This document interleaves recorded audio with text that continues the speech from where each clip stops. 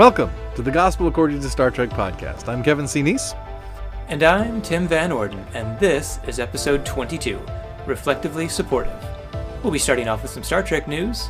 And then we're going to throw the rest of our structure away entirely so we can spend the rest of the episode on a freewheeling discussion of Discovery, Season 3.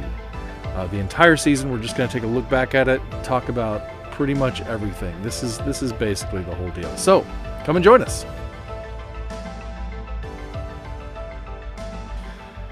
Man, well, this is kind of a milestone, I think. It's been a long road getting from there to here. It has indeed. I have some Enterprise-loving friends, and just like you, and we use that joke too often. Really? It's the first time I've ever made it. Oh, well, good. I'm so proud of you. I know, right? It's fresh. Yeah, it is. It's very fresh. It has been a long road. This is great. I mean, we used the 23 weeks of Star Trek as our impetus for this podcast, and we have flown through. So those of you who have been listening this far, thank you for joining us on the journey. We're excited to move into new territory right after we put season 3 of Star Trek Discovery to bed. How are you doing, Tim? You doing good? Yeah, doing pretty good these days, all things considered. How about yourself? I'm rocking and rolling. I'm making it happen. Enjoying. It was weird last week not having a new episode of Star Trek. Yeah, it kind of broke up I lost track of time not having a new Discovery episode. Right. But I did have WandaVision, so we can get into that. Yeah, I'm excited about that, sir. But I still haven't seen Endgame. No, you haven't. You haven't seen Endgame? Yeah, you're ready for Endgame. Yeah, I'm ready for Endgame. Yeah. See, I'm supposed to watch these things with you, and we haven't been able to get together in 10 months. I know, right? So, we were ready to, and then quarantine. Then quarantine. Well, I guess you can watch it without me if you really want to. Or we could get on Zoom together and watch it or something. Oh yeah, we could do that because we talk a whole lot during films we watch, don't we? Yeah, we do. No, we don't. We never talk during movies. We talk afterward. Oh boy. Well, hi everybody. Welcome to our show. We're totally aware that there's an audience listening to us right now. Oh yeah, this is all staged. This is entirely scripted. Yeah. We are marvelous actors. We are marvelous. So hey, I hear you have some Star Trek news to share. I do, and it is news that is very near and dear to my heart because, Kevin, you may be aware that I have a thing for action figures. I am vaguely aware of this point. I might have fed this habit on an occasion or two. On an occasion, yeah. Maybe. It has come to my attention. Yes. That a new line of 1-6 scale Star Trek figures is being released, starting with a figure from Star Trek First Contact, Data. Ooh, cool. And, now, temper your expectations here because you're going to need they're guesstimating around $190, $200 for this figure. What the cats? But it is gorgeous.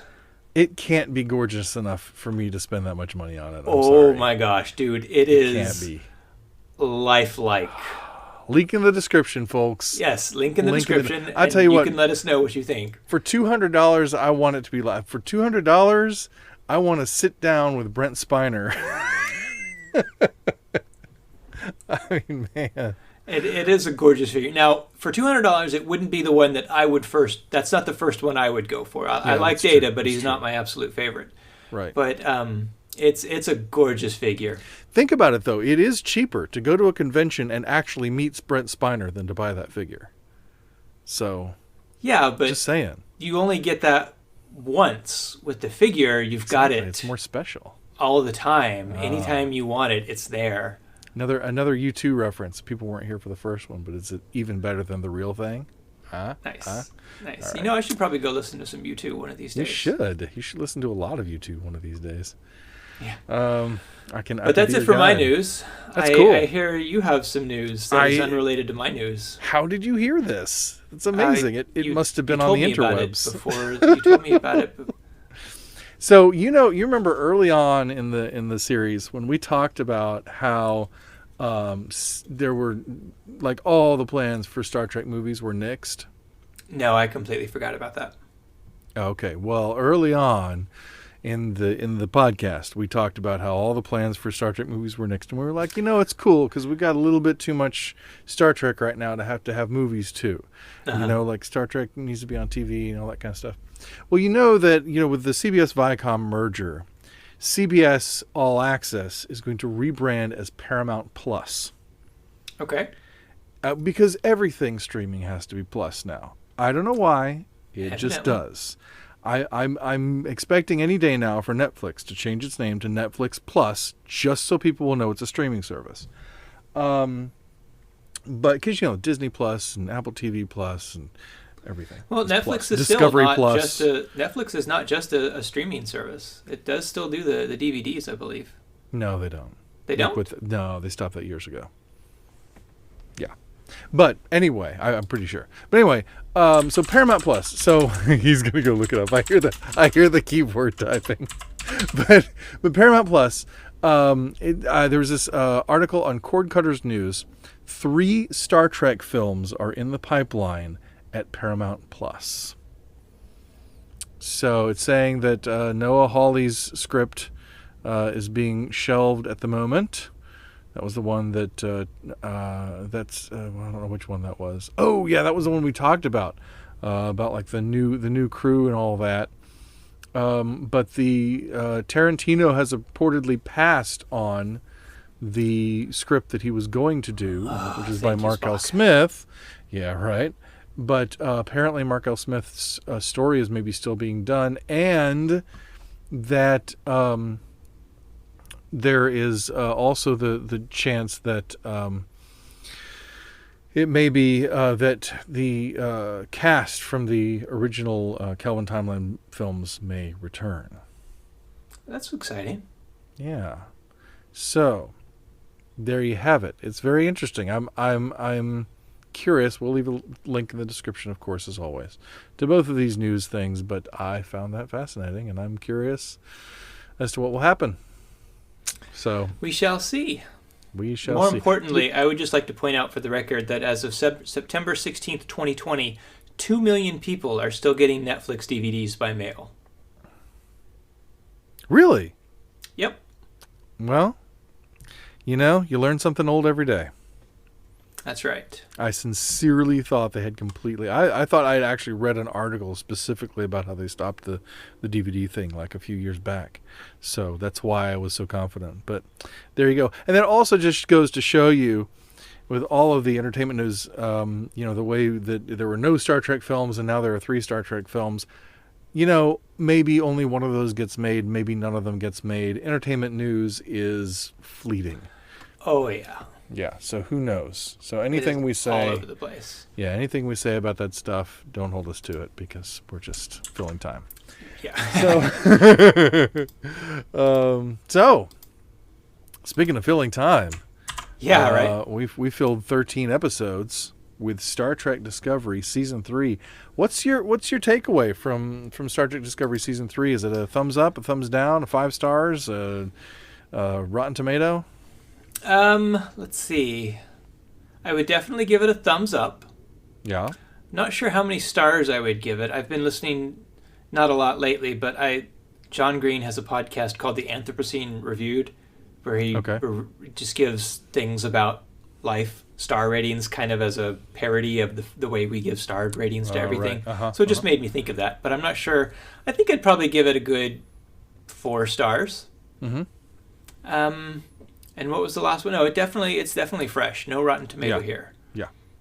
What percentage fresh, though? Up to 100% fresh. 80, I would say. I'm about bang on with you. I think I would agree with every one of those assessments. That's right exactly where I sit on this one. Really? I would have figured, I mean, like the way you've been talking about it this whole season, I would have figured you would have been like, it's the best Trek that ever was.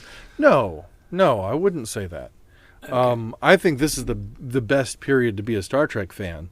Well, And I don't just mean right now with new Star Trek. I was thinking that I think you and I are incredibly privileged to have grown up in the past, 43 years of Star Trek, because I really think that's the best.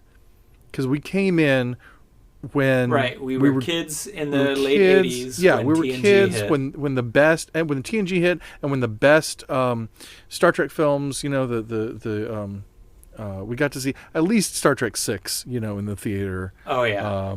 And we got to have that whole experience. We got to experience the 25th anniversary, the whole Burnham era, and I mean really the healthy chunk of the majority of Star Trek, which has been a great ride for the most part. Yeah. And we didn't have to live through the original series and animated series and the the dry desert until the motion picture came out, which I think was the roughest time to be a Star Trek fan. Yeah. It was a great time still because I think it's just great to be a Star Trek fan, but in particular this moment in history right now, I think this is Star Trek's renaissance, and I think it's amazing. I concur. Yeah. So what were some of the things that you've got this 4-star rating, you've got this 80% fresh rating. What are the things that push you in that direction for this season? Well, first and foremost, the star of the season was Grudge. Make no mistake. Spoken like a true cat man. I'm Catman. But I knew you were going to take it there. Book was a standout. Yes. I really liked Book. Yes. Let's see. I really liked the chance that the not Burnham part of the crew got to do more stuff. Yes, absolutely. Nothing against Burnham. I love her. I just want to see the other crew as well. I want to see more of them. Let's see. I really liked Saru learning and growing as a captain. And I liked the fact that he wasn't automatically perfect at it. He still stumbled a little bit here and there. Even though he learned yeah, from go ahead. Yeah. That's it. Even though he comes in, I mean, I kind of want to stop and talk about each of these things as you list them. Sure. But yeah, I mean, even though he comes in, I mean, almost perfect. I mean, he just really has the mindset, he has the attitude and everything. But and we get to see kind of his anxiety, his nervousness, and his fumbling and learning and the mistakes that he makes.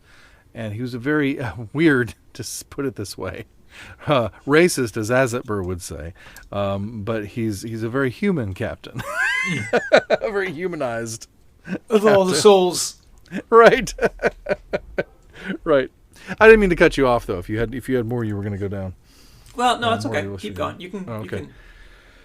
Well, but you're right, and you're right too about Burnham too. I think, I really like her. I really enjoy her, and it's not the first time a character has really been the center of a series. But the thing is, when I think about a character who's been the center of a series, my mind immediately goes to Ben Sisko, and then I remember that I'm talking about the most ensemble Trek in history, right? Where secondary and even tertiary characters have arcs. There's hardly anybody who has lines for more than one episode who doesn't have an arc. Just a very, very well developed, very well written Star Trek. But okay, so what were some of the things that kept your 80 from being 100, kept your 4 stars from being 5? Well, we've talked about this before on the show. I'm going to go straight to the burn.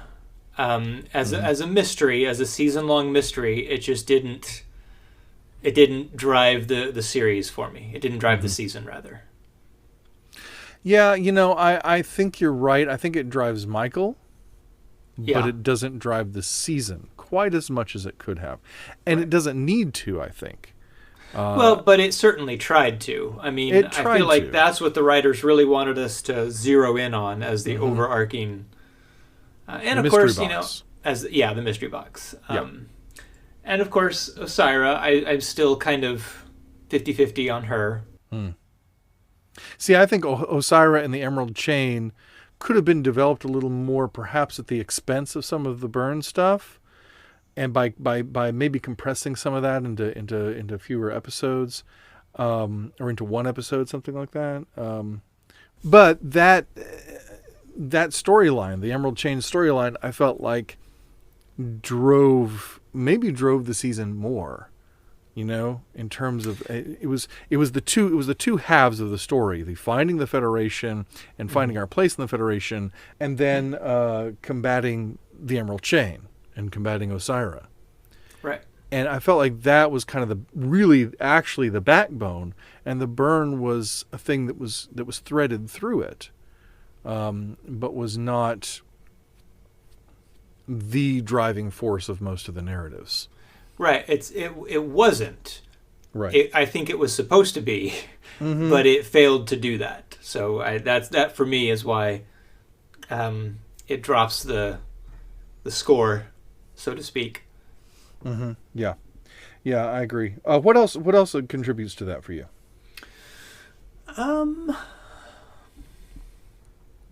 Or is that mainly it?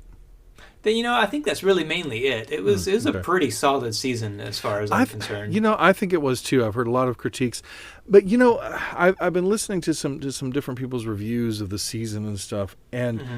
the one thing I keep hearing is, I wish there'd been a little bit of more of this. I wish they'd spent more time on this. I wish this stuff had been earned more. I wish this hadn't been dropped on us all at once. I keep hearing that kind of commentary. Mm-hmm. And it's so funny because for years, I have said that Star Trek would be better, would be stronger if you had the same amount of time for production, the same budget, and half the episode order. Mm-hmm. And now we're in a time when we have a longer time for production, a bigger budget, and half or less the episode order. And I have felt that Discovery was sort of proving me right in that for a long time. But especially as they've cut back, we start in season 1 with 15 episodes, season 2 with 14 episodes, season 3 with 13 episodes. As they've cut back the episode order each season, I feel like the shortness of the episode order is now starting to work against us narratively. Mm-hmm. And I think that and especially with the one mystery per season kind of thing, which is not a bad thing to do. Mm-hmm. But it does hem you in so that a lot of everything has to be resolved within 13 episodes. Well, and I think part of the problem is that they were just trying to do too much, and none of it was entirely related to each other, right? Like in the first season, you were trying to stop the war, Mm-hmm. and you had the mirror universe part of the season, but that ultimately ended up tying into the war because Georgiou came back and helped them resolve the conflict, right? Right. The second season was the Red Angel and finding Spock, and those were very integral to each other. Mm-hmm. This season, they've had the Burn, they've had Finding the Federation, they've had Georgiou's arc, and they've had the Emerald Chain, and not all of them really tied in all that well to each other. They were all So- connected, but a little more In loosely. the sense of when you're juggling multiple balls, they're connected. Well, I mean, the Emerald Chain is the political circumstances of the Federation. The Federation is who we find to try to have a home in the 32nd century, and the Federation is in the position it's in because of the Burn. So they're all connected in that sense, but Yeah, it's less they're intrinsic. related. Right. It's less intrinsic than them playing into each other the way, say, Lorca, Mirror Universe, Michael Finding Her Way, Giorgio, Mirror Giorgio, War kind of stuff all did, with the Klingons and all that in the first season. So yeah, I get that. And that's true. And it is, I mean, there's so much great stuff in the series, and I think they did right to do the things they did in this season in terms of the character arcs that played out, in terms of the characters who were introduced. It all was great. But I did feel the episode order was starting to work against them. And I honestly hope that season 4 would be like 15 episodes again, because that felt a little long for season 1. But I think if you did season 3 in 15 episodes, it would feel about right. So, because I you would get to have, more than one episode that's really focused on a single character. Like we kind of had an Adira episode, and we kind of had what else do we have? We had a Giorgio. We had two Giorgio episodes. A two-parter Giorgio, yeah. So it would have been nice to go farther in that. But, that kind of stuff's always going to creep in. Is always going to happen. On the whole, though, do you feel like, because here's what I feel. I felt like at the end of season 3, starting into season 4, it's like, okay, we didn't end on a cliffhanger. We didn't end with, there is some mystery, some threads that are still hanging. Yeah, they set a couple of things up, yeah. Right. But there's no big cliffhanger and there's no big mystery that started at the end of season 3. At the end of season 3, it's almost like we're finally settling in. Like Discovery and her crew have never felt at home wherever they are, because they're either this experimental mission or they're under this temporary captain trying to find their way because they lost their captain, or they're all of a sudden in a new time and trying to figure out where they fit. And now it's like they've got a mission. It's like the 5-year mission of old, where it's like, okay, you're going to help distribute dilithium around the Federation, and you're going to help sort of rebuild the Federation by I think this is a great format now to get some of that classic Star Trek storytelling. Yeah. Yes. You come to a new place, you experience an event, you learn something new, you preach a little, and then you move on to the next place. But there's still room for that season-long arc. Yeah. If they want to sprinkle that in. Well, they definitely will. I think that's sort of the commitment of Discovery, that we're gonna have season-long arcs. But I think you're right that we do have now something that facilitates there's more of like an everydayness to it. In a sense, there's more of like, there's a regularity of mission. There's like, okay, now this is what we're here to do. This is what we're doing. This is our captain. This is our crew. This is our time. We've got new uniforms, and boom, off we go. And I have to say, one of the things that I really screwed up last episode, speaking of the uniforms, is that we were talking about Burnham taking the captain's chair, and I just got distracted by the uniforms and just ran off with that, fully expecting to come back to talking about the significance of Burnham as captain. Absolutely never did it. So Nice. For anyone listening who was like, why did fashion just take over? It's because my mind just hops to all sorts of places all at once, and I can't control it. And I like costumes. And yeah, exactly. Well, and I do too. So, there's the other side. I like fashion. So, but yeah. So, and Star Trek uniforms in particular. So, which, by the way, I am wearing my Discovery shirt right now, which nobody can see at home, but I'm wearing for myself. My disco shirt, like the ones they train in the first season. Oh, I'm nice. really upset that these haven't come back since the first season. As soon as I saw it on air, I wanted one, and then the next day there was an email from StarTrek.com offering to sell me one, and I was like, yes, please. Shut up and take my money. Exactly. Well, every single episode that we've recorded, I have worn my Star Trek hoodie, the one that looks Seriously? like a TNG teal. Yeah, I know the one. Uniform. Yeah. Yeah. Yep, every single that's episode. So cool. That's awesome. That warms my heart. And I have not washed it once. That warms your wife's heart, I'm sure. I really want to see these come back, because it's so nice to be able to wear something that is exactly what is on screen in Star Trek without either having to buy like a cool, like really expensive uniform or like invest in Blue Hanes if you're an Enterprise fan. Oh my gosh. And then you're walking around your underwear and nobody wants to see that. So, Oh, I want to buy an expensive uniform. I'm trying to. Yeah, I do. Yeah. I want to buy an expensive Oh, uniform. I'd love to, I but want that field jacket from Beyond. oh yeah, oh That that's thing is gorgeous. sexy, man. There's a there's a cheap there's not knockoff, but there's a really cheap one you can get, but I haven't seen a really good one. But yeah, that's a gorgeous jacket. I love it. Oh, I've seen a good one. It was Oh like yeah. over $100. Oh, I'm sure. Yeah. One of these days. Yeah. But anyway, yet again, getting distracted. But and we can This talk. is what happens when we don't have a solid structure I know. to go It's like on. we're just flying. And my mic is blocking the time, so I don't even know. We're doing good. We're doing fine. Okay. I'm not worried about it. But anyway, but Michael becoming captain at the end of the series. At the end of We almost got off again. I tell you, I distracted myself talking about my own distraction. But Truly, you have a dizzying intellect. I do. But Michael, Just wait till I get going.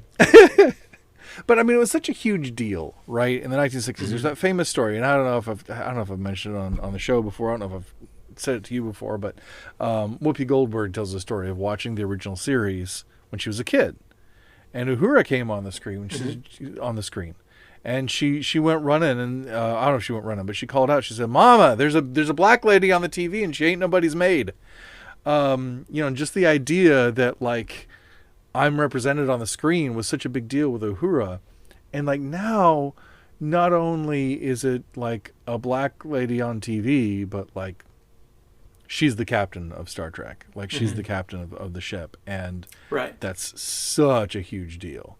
And I have to say, it as much as I've not chafed, but there have been times where I felt like it was a little too much Michael. Agreed. Like she felt forced to get her into the center of every arc, sort of a thing. Yep. This felt right.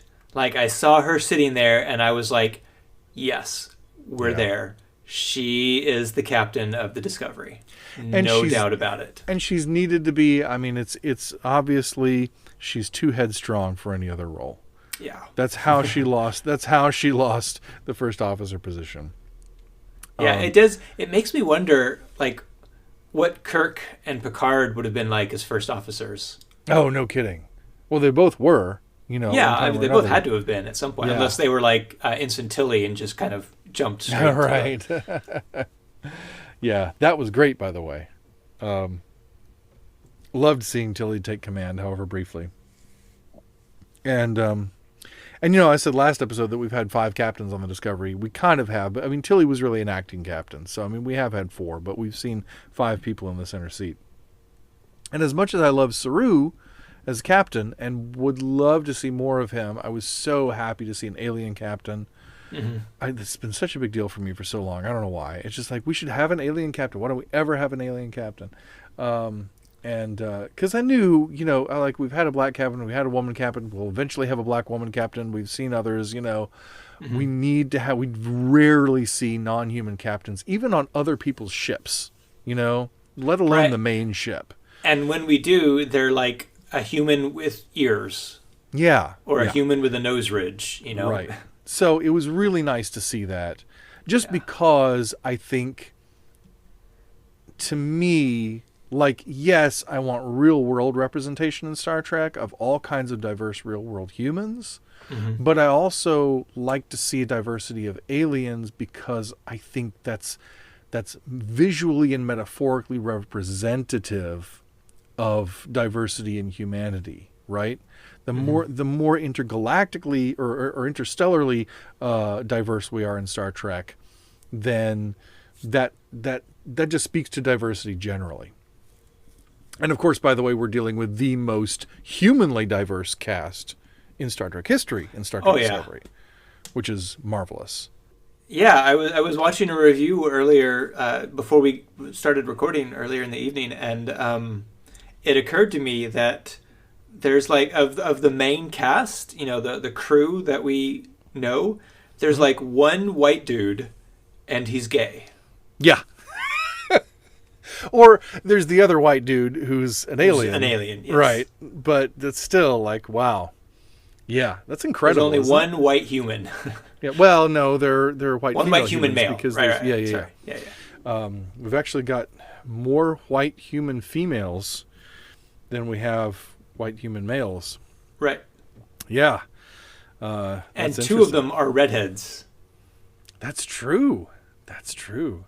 Wow, that's pretty cool. Now we Which got I am four not objecting to at all. because there's Nilsson and there's the other brown-haired lady. I don't know her name, who's on the bridge crew, and then there's Detmer, and then there's Tilly. So that's like four. Well, and then of course there's Reno, Jet Reno. Right. So there you go. We got a lot of yeah. But there are a lot more women on the show. There are a lot more different races, different cultures, and not just present, but present within their cultural context. You know, and we've talked before about the importance of religious inclusion in Star Trek, and I would not have known this of my own accord because I am not as educated as I should be. But we did see Lieutenant Sail again. He is now Lieutenant Sail in the finale. Oh, yeah, yeah. Yeah, who we loved immediately in the first episode, of course. And I hope we get to see him again. But he is a Muslim actor, and when he greets Michael, he does that with his hands. He does that little, what we would think of as a praying hands pose, you know, with his hands, and that's very much a gesture of respect in Muslim culture because a Muslim man is prohibited to touch a woman who's not in his family. And so he does that, and then she responds by putting her hand on her heart, which is the appropriate response for someone in that culture when you're not going to touch them back, you know. And so it was a very cool thing, a very cool moment of just a small thing, but it's a moment of religious inclusion. And they didn't make a big deal out of it. You know, they didn't like pan the camera down to his hands or focus in on it or have her react in got to do this sort of a thing. It was just perfectly natural. Which I think of that over against New Eden from season 2, which we talked about a lot earlier in this season of our show. That there's so many things that just didn't sit right with me about that episode, and about very heavy-handed attempts at discussing religion. I was listening to a commentary earlier today, and they said, well, don't complain about Star Trek being heavy-handed. That's what Star Trek is. Yeah.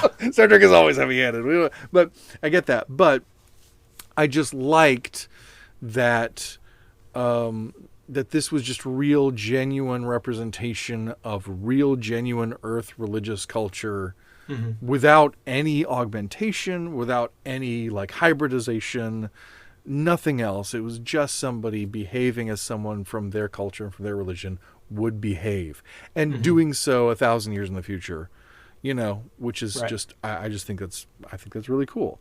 And it's like in the original series, you know, there was a crew member randomly in one episode who wore a bindi, you know, the little forehead decoration from Hindu culture. Okay. So, you know, things like that, when that kind of thing shows up, like I want to see somebody, you know, I don't know, wearing a cross. I want to see someone cross themselves. Yeah, something like that. But we do see little bits of that, right? We do see people quote scripture. You know, we do see people That's fair. saying things like that show a sort of a cultural Christianity, at least, around. I think we see more of that than most people give Star Trek credit for, especially in the original series. Definitely, maybe exclusively in the original series. I don't know. Although there is some, you know, in Deep Space Nine, in Far Beyond the Stars. When of course there's write the words, Brother Benny, you know, with Cisco's dad sort of showing up in the Benny sequence, but then when he comes back, you know, he's sitting down with his dad, and his dad says, "I have fought the good fight. I have finished the race," and Ben looks at him and says, "I've never known you to quote the Bible," and I'm like, whoa, because that was like the first time in Star Trek history that somebody quoted the Bible and then, well, maybe not the first time in Star Trek history. No, not the first time. But it was it's a kind of a big moment for somebody to like bring up the Bible in Star Trek. Mm-hmm. Although Spock did it in Star Trek too. But anyway. Anyway, it's just interesting. I love it, and there's been a lot of talk lately about religious inclusion in Star Trek. I think it's one of the things that I want to see more of, you know, and that's part of our mission here. I think there are two sides to it. We can talk about how religion is portrayed in Star Trek. I think that's really important, and I want to see more of that, alien and human religions. Probably more heavily on the human religion side, because we had a lot of alien religion. Right. But also, I do think it's important for us, for you and I and anybody who may be listening who's trying to pursue Christ, that we look at Star Trek when it's not trying to be Christian, when it's not trying to be religious, and see how those things echo and inform a Christian worldview as well. Mm-hmm. So that's another thing that I think happened in season 3. I think we definitely had some of that stuff, which you've talked about through the season. Am I rambling too much? You are getting a little rambly. But I'm getting rambly. I mean, that's fine. This is the rambly review. This is the Kevin Rambles show. Yeah. Anyway, so that being said, I'm just going to leave that out there. I don't know if you have any commentary on it. Religious inclusion in season 3 of Discovery and all that sort of thing. Did you feel like were there other moments that I missed? Are we talking about religious moments or just? I don't know. I don't know. Yeah, I mean, really for the most part we didn't see a lot. There was the moment when Book first reveals his powers or his abilities to Michael, and she's like, "Are you praying?" Mm-hmm. Well, yeah, there were references like that for sure. You praying? And he's like, kind of, and we find out that he's like whatever, empathic, right? With, for lack of a better word, with animals, with critters, I guess non-sentient life forms or whatever. Which maybe, I don't know, are they more sentient than we think since he can communicate with them the way he can? I don't know. Well, I mean, we kind of communicate with animals. Right? We do. Can get them to perform tricks for them. Right. We train them, whereas he was talking more about he's just asking. Mm-hmm. But so that does imply a little bit more of a choice. And I love the way you framed that last episode that you talked about Michael asking him, like, please jump, much the way he has to entreat when he asks, And that is kind of like prayer, right? It is. You're asking for something. You're asking, and you have the faith that it's okay to ask. Yes. And because Book has to have a certain amount of confidence that it's okay to ask these creatures to do this thing, and humility in the asking at the same time. Yeah. That approaching the throne of grace. And it reminds me, just now, I hadn't thought about this before, but that connection that you made with Michael asking and Book asking, right? Reminds me of the Next Generation episode where no one has gone before. When the Traveler... That's the one where, the Traveler's on the ship, and they're far flung, and they're trying to get back, and Picard's like, okay, everybody, let's all focus our thoughts on the Traveler. And it's like ship-wide prayer service for the Traveler. But it's that kind of thing. That makes me think of, was it Peter Pan? Like clapping? Everybody, and they're trying clapping to get the people Tinkerbell? watching it. Yeah, Tinkerbell. That almost, okay, clapping for Tinkerbell, fine. Well, sorry. I don't... Oh, yeah, that's right. So, yeah, it does a little bit, but that might feel a little trite to some people who might not see Peter Pan as but anyway, but I think it's true. But yeah, I think, I don't know, that says something. And I think back to, I know this is kind of a tangent, we've kind of been on it before, but I think back to, the service, the religious ceremony of putting Spock's soul back in his body, things like that. I don't know how it works, and I don't want to, put anything out there as a supernatural speculation, right? Or Hmm. is the supernatural really supernatural, or is it just natural that isn't physical? Um, Hmm. but there's something about that communal prayer. There's something about joining with one another in prayer, even at a distance, even when you just know, when you ask somebody to pray for you, just asking that kind of asking, and having that prayerful heart together. There's something about that is, Jesus says, wherever two or three are gathered in my name, or two or more are gathered in my name, there am I in their midst. There's something about a movement of the Spirit that happens when we join together in that kind of way, in that kind of asking, you know. And I'm not going to try to put my finger on exactly what that is, but I think it's part of being human, and I think it's interesting that it shows up in Star Trek Hmm. in those fairly explicit ways. In this, gosh, what episode was it? Might have been Forget Me Not. When we had the Saru called everybody to the family dinner, right? Oh, right, right. Yeah, yeah. And he said, you know, we all said this thing when we chose to do here, and I feel like it's kind of a prayer for us. And we go around the table, and everyone says "I," you know. And that kind of liturgy is repeated again when Tilly was offered the first officer position, and everybody says, "Say yes," say Hmm. yes, There is something about that, and I don't know. It's interesting to me that something about that fulfills a human need that we have, and is a part of how we conduct ourselves as human beings, and is also a part of the way we conduct ourselves religiously, in Christian tradition and in other traditions. And I find that connection fascinating, and I think it speaks to that soulishness that we have as human beings, which is reflected so well in Star Trek. Yeah. So I mean, we got on this talking about Michael and Book in that one scene there. I kind of want to go back to that. Oh yeah, please. The way she asks him, "Are you praying?"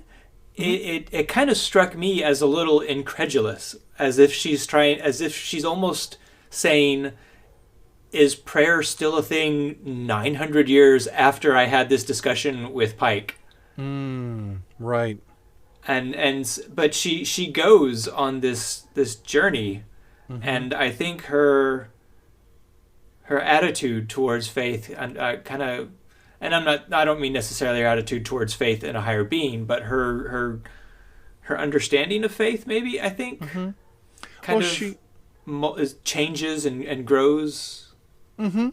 It's interesting that she has to go through that too, because she comes from this Vulcan upbringing, but she's stuck so much to this um, scientistic, if Hmm. I can differentiate that from scientific, this naturalistic vein. It feels like she's completely missed Vulcan mysticism. Right. It's kind of like the age of enlightenment that we've gone through, right? Where Mm-hmm. everything has to be scientifically quantified. Mm-hmm. Yeah, well, and also I think, like, maybe religious fundamentalism or legalism, Hmm. where you're so much about these rules that you have, and you miss the point of what those rules mean. Like Right. Jesus talks about the letter of the law and the spirit of the law with the Pharisees, and you know, what is it? Oh, like straining out a gnat and choking on a camel. That you miss the point. I think Michael's going through something like that, where she's Hmm. clung to this rigidity. I think is a self-defense practice, honestly, as a way Hmm. of insulating and isolating herself, out of defensiveness. And when she's all alone and has nobody to anchor her but Book, and Book is this spiritual person who is still somehow like her but so unlike her, and they can connect, and And they you know, save I each think other's a part of lives. that is it's they barely touch on it, and I kind of wish they had gone more into it, but like it almost seemed like Book's whole purpose was to like save these endangered species. Yeah. Just like this act of selflessness, right? It's not for a greater federation, it's not for glory, it's just there are some creatures, they need help, I'm going to help them. And I think that really it's putting, she gets to see someone put that sort of faith in, because there is an element of faith there when you're helping out another creature simply to help them out. There's there is a faith there. There's a faith in something, and so I think her getting to be next to that is what allows her to grow and discover that room in herself for it. And you know, I had heard pointed out too that there's that moment in the first episode where she gets drugged. And she has that realization about herself, which gave us the title of our episode. Yes. Where she says, "Am I reflexively supportive?" You know, and then is like, "I am done being reflexively supportive." Pew pew pew pew. And there's that moment where she just laughs uproariously, and I loved that moment. Oh gosh, Sonequa, when she has those moments, and she has she has some in the Mirror Universe episodes too, where she just goes to crazy town for a while. Chew some furniture, doesn't she? Oh man, she just destroys me. She's wonderful. I just love it. I just Sonequa is just the greatest. But. And I love that she gets to do that kind of stuff in this season and go to those places, those big, crazy places. And she has that moment, but there's an honesty there. You know, she's smart enough and she's self-aware enough to recognize that she's realizing real things about herself in that moment. And it's crazy. It's this drug experience, whatever. But people have used drugs. I talk about this in a piece I wrote for a book that is coming out soon called Rags and Bones, about the band, a multidisciplinary exploration of the band. Check it out, coming soon from University Press of Mississippi. But anyway, shameless plug. But people have used drugs traditionally for a long time for spiritual awakening, right? And spiritual experiences. And there are drug-like effects that come from various practices that we see in ascetics and monastics and things within the Christian tradition, and with charismatics as well. Within the Christian tradition, there are physiological states that we get ourselves into, and you know, a scientific perspective can come along and explain that, right, and tell us what's going on chemically within our brain, the release of serotonin or dopamine and all that kind of stuff, right? Sure. And that's fine. But that doesn't take away, for me, that there's another layer there that helps us contact something sometimes about who we are, and helps us realize some things that we might not otherwise realize. I am not by any means recommending that you go out and recreationally use drugs or anything like that. Find natural means, find prayerful, meditational means, you know, look to Christian traditions. Whatever. Some of them are grown naturally. They are. I just mean, well, most drugs are natural. That's very true. But I mean, find legal means. I'm not telling you to, you know, and please don't use alcohol. But the point being that there are all kinds of, I would focus more on spiritual disciplines and prayer and meditative and contemplative disciplines that can help us to make these realizations because of what they do with us physiologically. And that's a connection between the mind and body and the soul. And I think I had kind of not given that moment with Michael, I think, the gravity it probably deserves in her character development. You know, we've talked before about people saying, "Oh, a year is too long for her to make that kind of. A year is too short for her to make that kind of change." And I'm like, no, you're underestimating humanity. But I think we might also be underestimating the significance of that moment. That it's something like a spiritual awakening, something like an almost religious experience, if you will. It's at least a self-realization experience which you can have through therapy, for goodness sakes. You don't have to take any drugs or or do any meditative practices. You can have in a conversation with a friend. But the point is, those self-revelatory moments can really open us up and create some rapid change. And I think she learns some things about herself in that moment and then applies them, like a good scientist. And I think that really kicks off her journey. And I think she does go on a journey where there's another level of being. There's a mysticism, there's a spirituality, there's a faith element that she has kind of been really, I think, protecting herself against. You look at the way that she behaves, like in New Eden, again, like we talked about earlier. Right. I think she's protecting herself against that because there's a vulnerability there. There's some unknowns there. Mm-hmm. And like it starts with that moment right there, that perfect candor, if you will, that I think really comes to fruition in that episode with where her mom shows back up with that Romulan order of candor. Mm-hmm. And I think that's where it really kind of solidifies for her. I think it's not exactly a road to Damascus moment, but I think that is where the shift finally, like you're how like you're tipping and you're tipping and you're tipping, and then finally you gain enough momentum that you're falling. Mm-hmm. Yeah, I think that's the moment where she passes from tipping into falling into this. Well, there's that thing where like I think she goes pretty extreme into that side of herself that we don't see, right? Mm-hmm. But during her year with Book, I think she gets pretty far off of that rigid self-discipline. And then she tries to really sharply turn back and cultivate that again to be a part of Starfleet. Mm-hmm. And then her mother comes in and undoes her. Yeah. And just cuts right to the quick. And that's when I think she really, like you say, she has that tipping point. She breaks. And it's all about finding balance, I think, for her. And I think that is what, in a character sense, or in a psychological, emotional, spiritual sense, gives her the ability to take that captain's chair at the end of the season, because I think she's come to a place of balance with herself, with that duality. Balancing duality is a huge thing in Star Trek, from Spock forward, right? There's so many characters and so many situations about balancing dualities and finding peace through balance. So huge, and I realize it also echoes Eastern mysticism as well, but that doesn't make it wrong. I think there's a sense of that I think there's a sense of that in Christian tradition too. I think so many of the truths that we espouse in our creeds are paradoxes. God is one, but also three, and fully both. Jesus is human, but also divine, and fully both. All those sorts of things.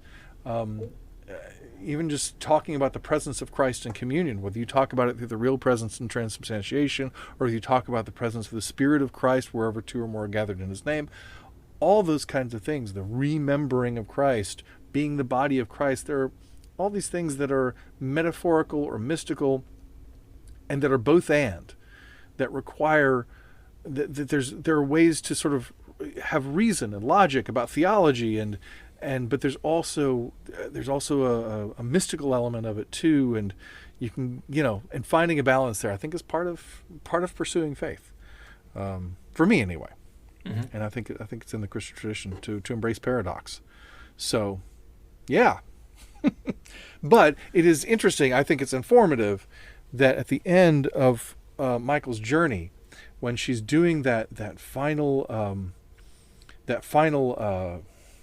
narration, as she sits in the captain's chair for the first time, she's talking about disconnection.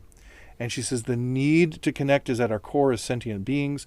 It takes time, effort, and understanding.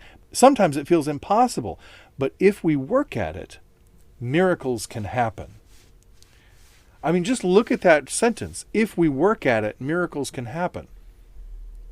I think of the film Bruce Almighty, where the upshot of the film at the end of the movie is, you be the miracle. Mm-hmm. And we've talked about being the one who helps the moral arc of the universe bend toward justice. Don't expect chronology to do it for you. Right. So I just find that to be a very balanced statement. She's using the word miracles. Season 2, Burnham would not use the word miracles in a sentence except to be disparaging of them. But she's talking about the kind of miracle that we can see work out in real life. There are things that we do work at and we do make as human beings, but they're no less miraculous. Mm-hmm. Just like we can talk about serotonin and dopamine and whatever, but it's no less spiritual. It's no less profound. So I just think that's great about Michael's journey in this season. Agreed. It's a good journey. Like I said, when she took that captain's chair, I felt like she belonged there. Like she had earned it. The story had earned it. The season had earned it. The series has earned it. Mm-hmm. It was a good place to not have a cliffhanger. Like it was a good. It's a good end of a chapter, right? And now we can start a new chapter. Yeah. And move forward with this, not new Burnham, but with a different, not almost reborn, but not quite. Yeah. In that sort of a sense, but there is a sense. There is a sense of rebirth. I mean, there is a sense. I hadn't thought about that, but there is a sense of almost her. I think this is an overused phrase, and I think people don't really know quite how to manage it. But the idea of dying to yourself. Mm-hmm. In other words, letting all that you cling to define yourself go away, holding it in an open hand, right? That's something that we used to talk about in one of my faith communities, that you whatever you hold on to, whatever your beliefs you have, you hold them in an open hand. And the reason you hold them in an open hand is if you cling them too tightly, you might crush them and they might slip away. But also you hold your beliefs in an open hand because you're always ready for God to slap your hand. Right? And let that belief fall. So I think part of that dying to self has to do with that letting go, of not holding on to control. We talked about Osira, where she, the thing that she could not, the compromise she could not brook. She could not let go. She could not let go of control. And sacrifice that control, not just sacrifice herself, but sacrifice that control over everything, and and really trust the other side with whom she's trying to negotiate. That's so important in any negotiation, in any creation of peace, is that each side has to give something up, and so that she could not do that letting go, but Michael had to. She had to let go of the need to control, and she learned that with Book. But then she also had to acknowledge that this other side of herself still exists, and then reconcile herself with it and keep what's good. And that's, I feel like that's redemption. We talk about the saints, like, laying down their crowns, at the feet of Christ. We talk about, giving, the band I love, Sixpence None the Richer, whose name comes from C.S. Lewis. And I'm going to paraphrase him, but he says, whenever we talk about doing something for God or giving something to God, it's like a small child who asks his father, says, Daddy, give me sixpence to buy you a birthday present. And the father gives the child the money, the child buys the present, gives it to the father, and all is well and good. But no one would say that the man is sixpence to the better on the transaction. He's sixpence none the richer. Mm-hmm. And I think that's often what happens. There's that cyclical relationship with God.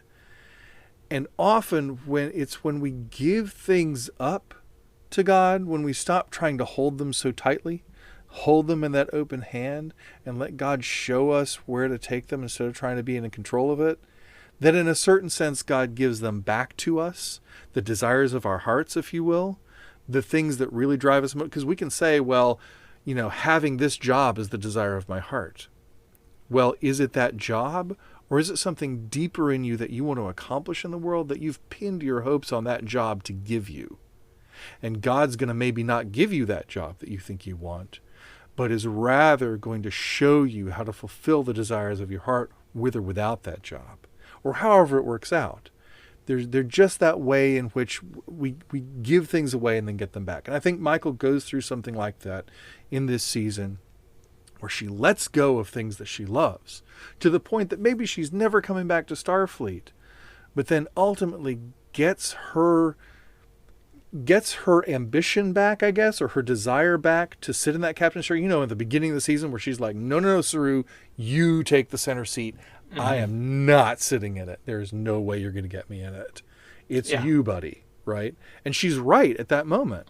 But at the same time, it's like she has to go through that period of that humility and also that letting go, so that when she is finally in position to have that given back to her, she's ready to hold it as someone who can be responsible for the thing, who's not going to spend all the money the master gave them, who's not going to bury it in the ground, but is going to invest it and have more, when the Lord of the Manor comes back. That I'm talking about a biblical reference there, but a parable of Jesus.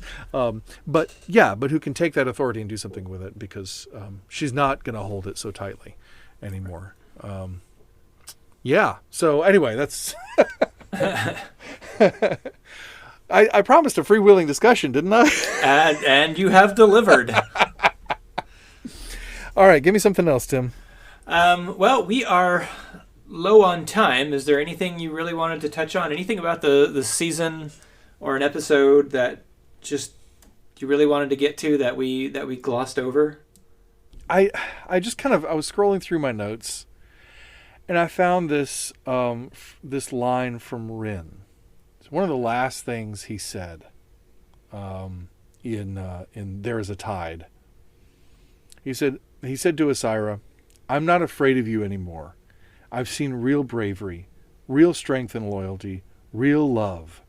You're nothing compared to that. All you have is fear, and no one is feared forever." I think we mentioned it in that episode when we were talking about it, but I feel like there are moments in Star Trek where people talk about what Star Trek is all about. There are moments in Star Trek where people say why we're here and what we're really discussing, what all this really means. And I think that's one of those moments. And it's great that Noah Auerbach-Katz has been a lifelong Star Trek fan. I mean, he's basically our age and was a nerd just like us at all the same times. We were a nerd, except he got to go to Star Trek The Experience. And now he's been in Star Trek, he's been on Star Trek, and to give him that line, I think is so profound, because it speaks to something that's so essential. I think it's essential to this season, and I think it's essential to Star Trek, that you can, and I've talked about it before, but you can function out of fear or you can function out of love. And I really think Star Trek is at its best the better it tells us to function in love and to let go of fear. There's so much that so many of the characters were afraid of in this season. We dealt a lot in this season with trauma and PTSD and so much with being not okay, right? And having to push past the fear that comes from that and overcome really scary things to move forward.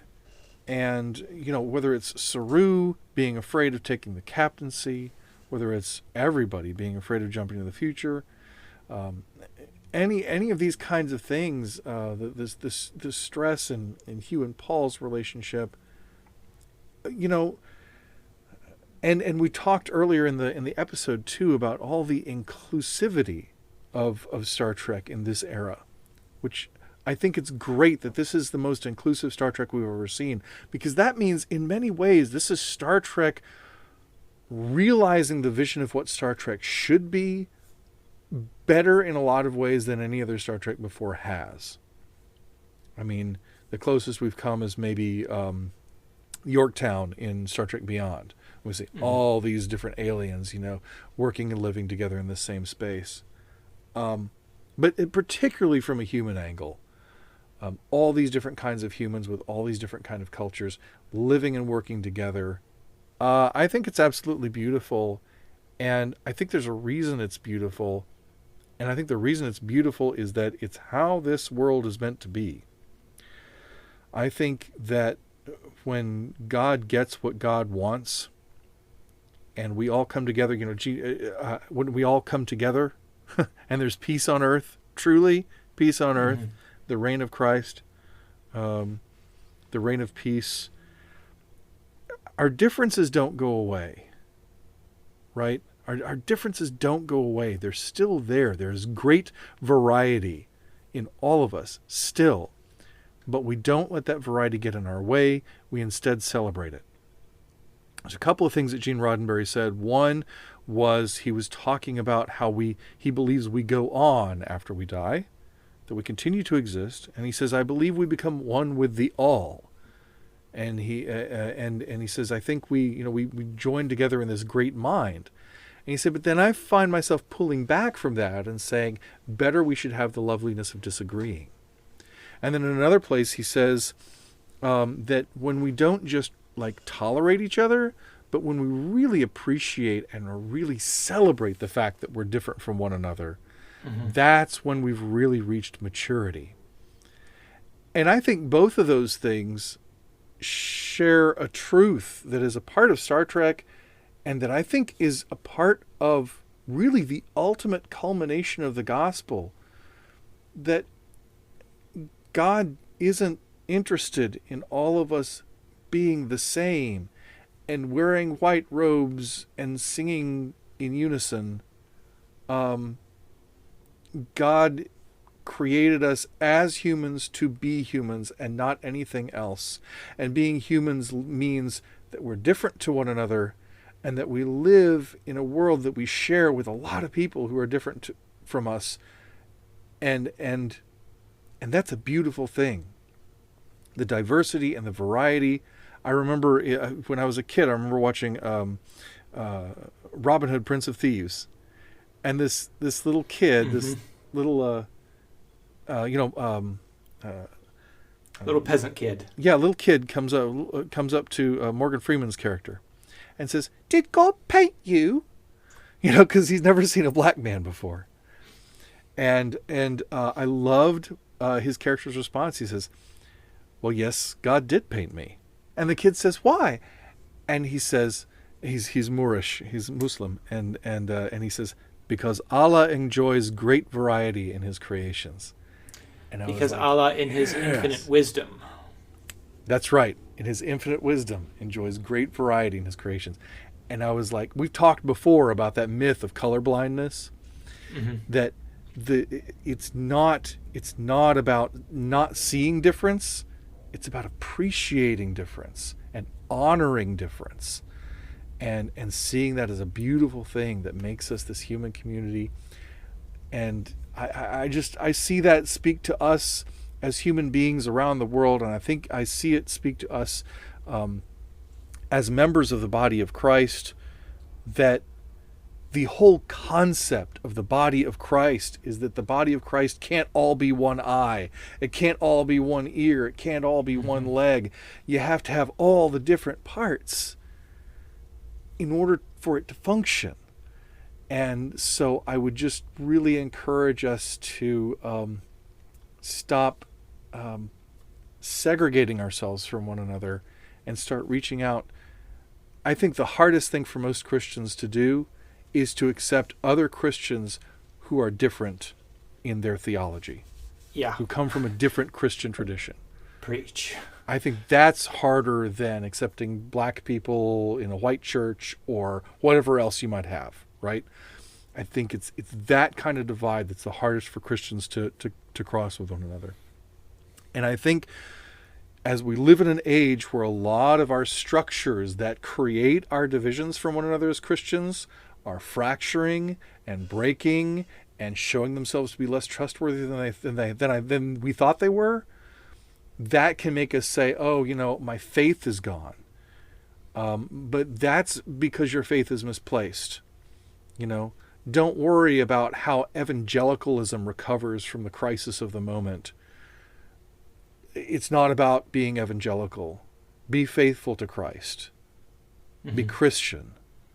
Figure out how to do that. How do you carry forward Christ's mission of love and mercy and grace and sacrifice and generosity in this world?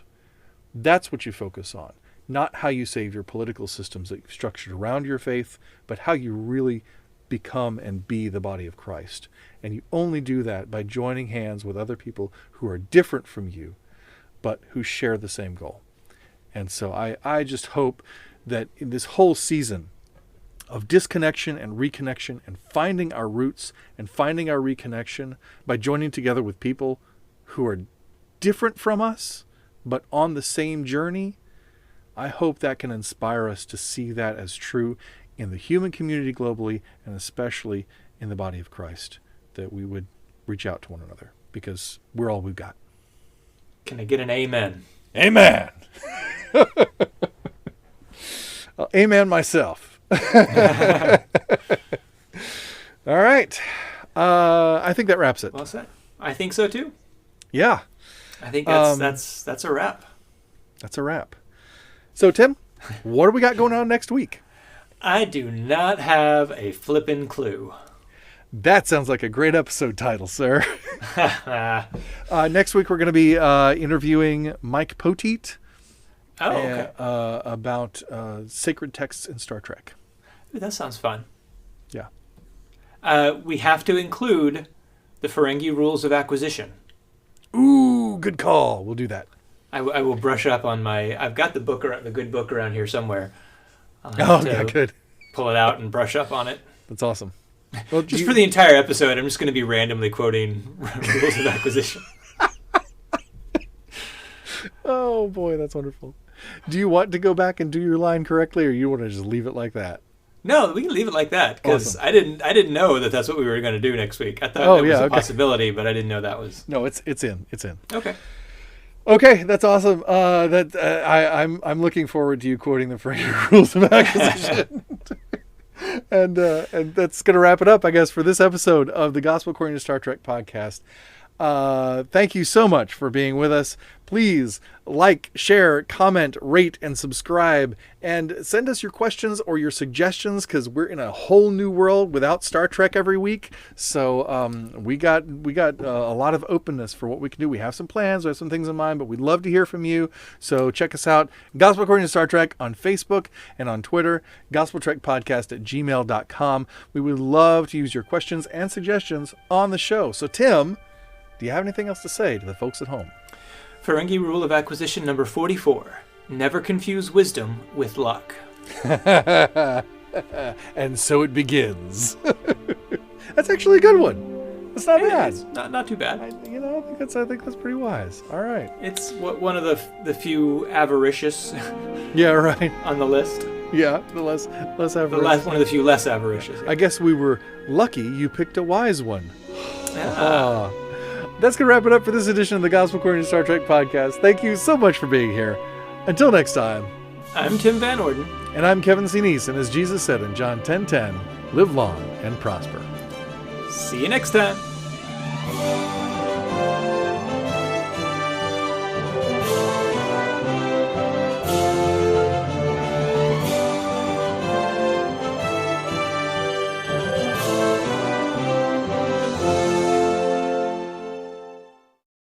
In context, it means that you have a tendency to just automatically be supportive of other people, whether they really deserve it or not, like without really evaluating.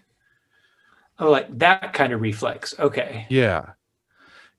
So maybe we could say reflectively supportive, because that would be... Ooh. I like that better. You like that better? Reflectively supportive? Reflectively supportive.